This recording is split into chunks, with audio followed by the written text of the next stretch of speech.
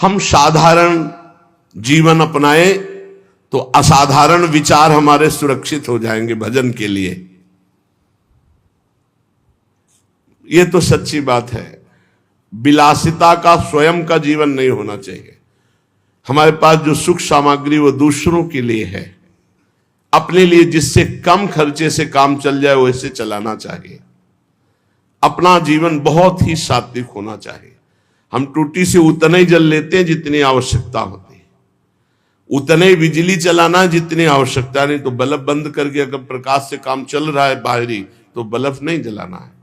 अगर पंखे से काम चल रहा है तो कमरे में फिर हमको एसी नहीं चलाना। अगर बिना पंखे एसी के घंटा 2 घंटा कट रहा है तो हम वैसे, जितना आप कम खर्चे का जीवन उतना ही आपका भजन उत्तम बढ़ेगा। आप ये मत सोचो कि तुम मेरी संपत्ति में जितना चाहूं महंगे से महंगा प्रयोग कर सकता हूं। नहीं, सब संपत्ति रघुपति के आई, श्री जी के आए। एक आदमी 5,000 रुपए में एक बार अपना खान पान व्यवहार करता है और उसी 5,000 रुपए से 50 आदमियों को कुछ कुछ पवाया जा सकता है। जब हमारा काम जमीन में सोने से चल सकता है तो पलंग की क्या जरूरत है।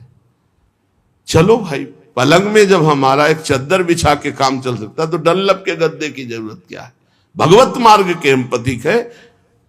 महापुरुषों के वचन, साधारण से साधारण पहले जीवन जीना सीखो।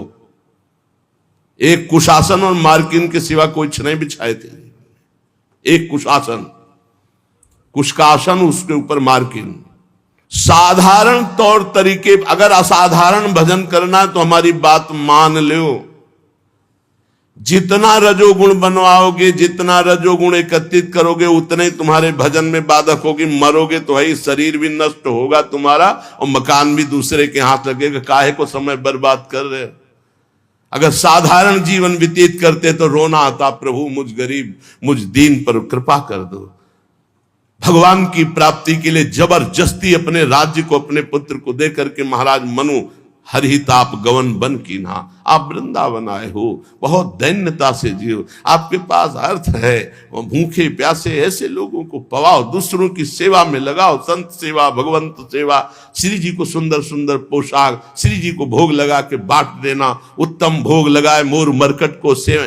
अपने लिए बहुत साधारण, साधारण मार्किन, साधारण कपड़ा उड़ली, साधारण से जीवन, तभी असाधारण भजन होगा।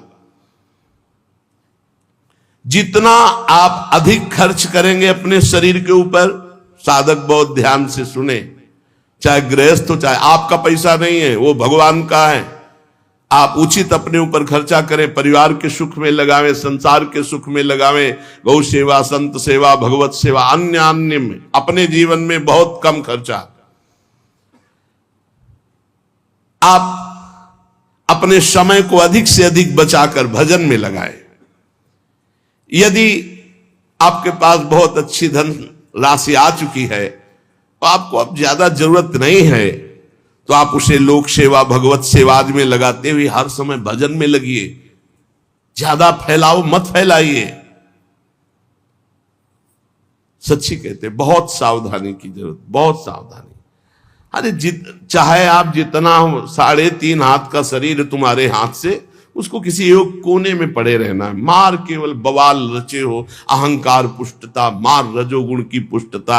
हाँ, इस दरवाजा इसका आना चाहिए अमुक प्रदेश से, तो खिड़की इसकी अमुक प्रदेश की होनी चाहिए, तो लिफ्ट अमुक कंपनी की होनी चाहिए, वस्तु अमुक कंपनी। बड़ा दिमाग किसी में, मर गए कंपनी सब लगाए। ऐसे बड़े बड़े भवन बने हुए, महल बने हुए, कबूतर हग रहे, रहने वाला कोई नहीं। पुरानी बिल्डिंगें देखो जो राजा महाराजाओं की, तुम्हारी को क्या। ये प्रमादी स्वभाव हटाइए। भजन के बहाने सुख भोगने की आदत छोड़िए तो परमात्मा प्राप्ति जल्दी हो जाए। डट करके सब झंझटों से निपट करके भजन करो। जीवन को प्रमाद से बचाकर प्रयत्न में स्थित करो। शब्द देख लो, शब्द ही है। प्रमाद से हटाओ और प्रयत्न में लगाओ।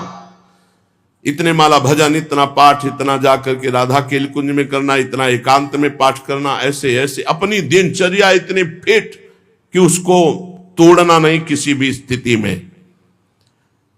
परमात्मा को भुला देने वाले सामग्री विषयों इन सबको हटा दो। अभी लगन नहीं लगी, इसलिए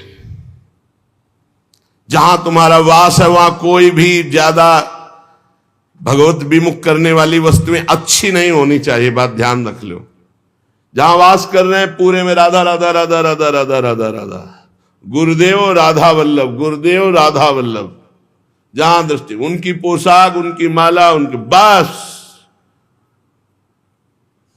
एक आसन शयन के लिए, एक आसन बैठने के लिए, बस। आधुनिकता का जितना दर्शन होगा रजोगुण बढ़ेगा, भजन हटेगा, मान लीजिए। बहुत सावधान रहिए। वृंदावन है, वृंदावन की थोड़ा तो रहनी रखो। राधा राधा राधा राधा, यार कभी ऐसा भी करो ना कि एक टाट बिछा के सो, हाथ की तकिया, रज के पात्र रखे हुए कमरे में, उसमें भोजन प्रसाद पाया, टाट बिछा हुआ है, हाथ की तकिया में सो गए, नहा लिया, अपनी दिनचर्या में कुछ खर्चा नहीं, एक छोटे से पंखे से काम चला ले। अगर आजकल इतनी बिल्डिंगें बन रही कि वायु बाहर की नहीं मिल, शरीर को जैसे रखो वैसे रहेगा।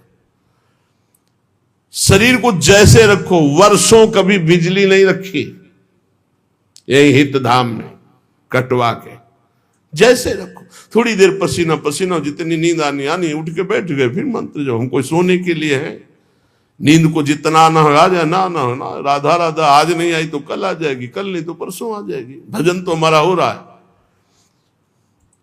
भगवान का आश्रय समस्त शक्तियों को जागृत कर देता है, भोगों का आश्रय समस्त शक्तियों को ढक देता है। इस बात को समझिए।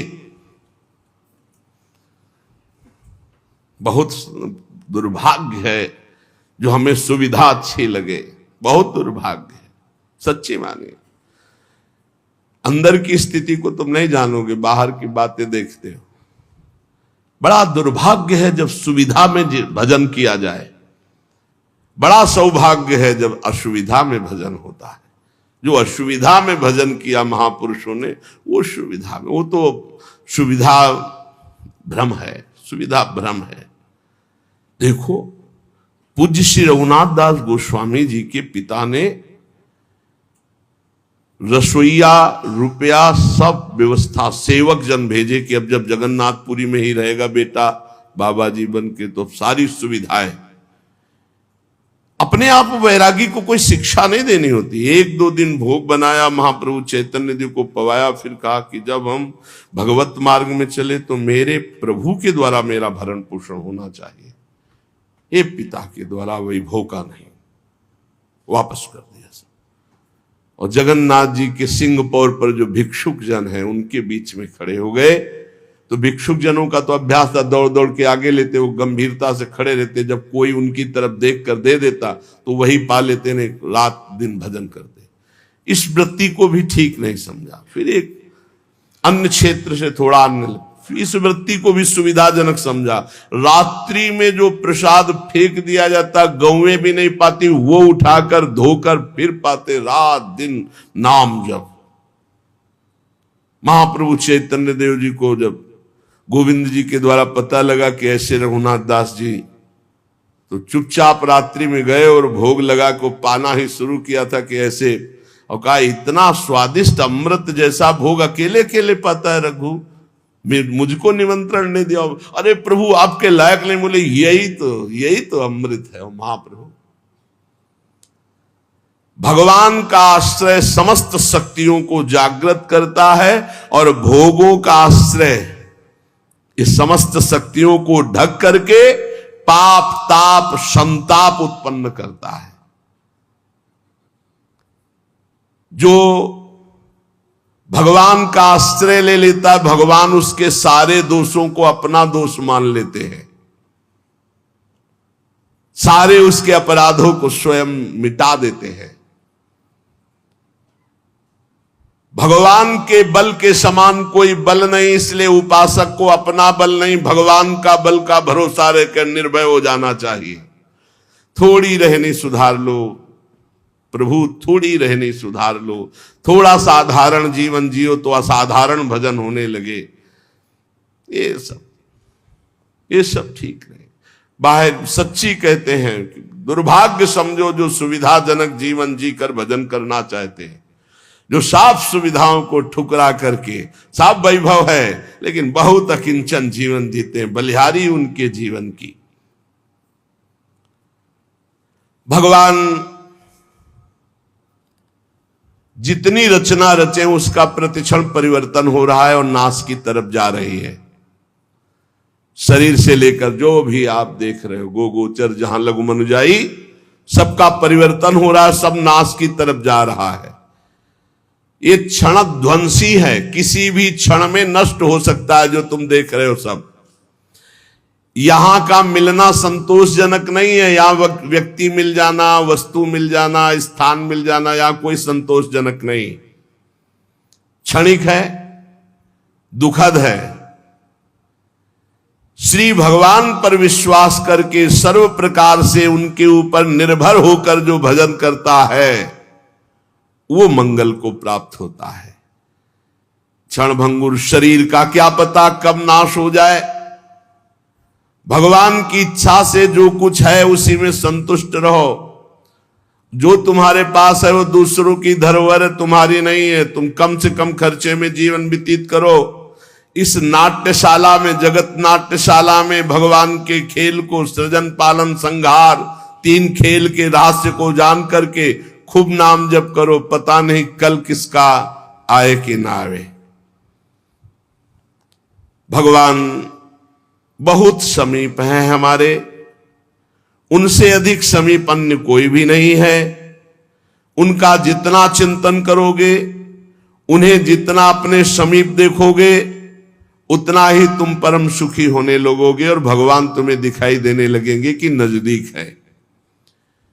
जब तक अपनी इंद्रियों को वश में नहीं करोगे, मन को वश में नहीं करोगे, तब तक परमात्म स्थिति नहीं आती। श्री भगवान ने गीता जी में अर्जुन जी से कहा कि जो योग युक्तो विशुद्धात्मा विजितात्मा जितेंद्रिय सर्वभूतात्म भूतात्मा कुर्वन्नपि न लिप्यते। जिसकी इंद्रियां भजन के प्रभाव से वश में हो गई हैं, जिसका अंतःकरण मन बुद्धि चित्त अहंकार निर्मल हो गया है, जिसका शरीर पवित्र हो गया है, साधन करते करते शरीर वश में, इंद्रिया वश में, मन वश में, बुद्धि वश में, चित्त वश में, अहम वश में, संपूर्ण प्राणियों के आत्मस्वरूप भाव में जो स्थित है, अब उसको कोई कर्म नहीं बांध सकता। नहीं, हर कर्म जीव को बांधता है। जिसकी इंद्रियां वश में है, जिसका मन वश में है, जिसका शरीर पवित्र हो चुका है, निष्पाप, वो पुरुष कुछ भी जो कर रहा है कभी वो पाप को प्राप्त नहीं होगा। कोई भी कर्म उसे बांध नहीं सकता। इसी को तो जीवन मुक्तता कहते हैं, परम आनंद। देखो भगवान कह रहे हैं, नैव किंचित करोमीति युक्तो मन्येत तत्त्ववित् पश्यन् श्रवन् स्पृशन् जिघ्रन् नश्नन् गच्छन् स्वपन् श्वसन् प्रलपन् विसृजन् ग्रहणन् निन्मिषन्नपि इंद्रियाणि इंद्रियार्थेषु वर्तन्ते इति धारयन्। हे अर्जुन, जो तत्व को जानने वाला पुरुष है, संयमी पुरुष है, जिसने अपनी इंद्रियों पर विजय प्राप्त कर ली, मन पर विजय प्राप्त कर लिया है, जो सब जगह अपनी आत्मा को देखता है, नैव किंचित करोमीति युक्तो मन्येत तत्त्ववित्, वो तत्व को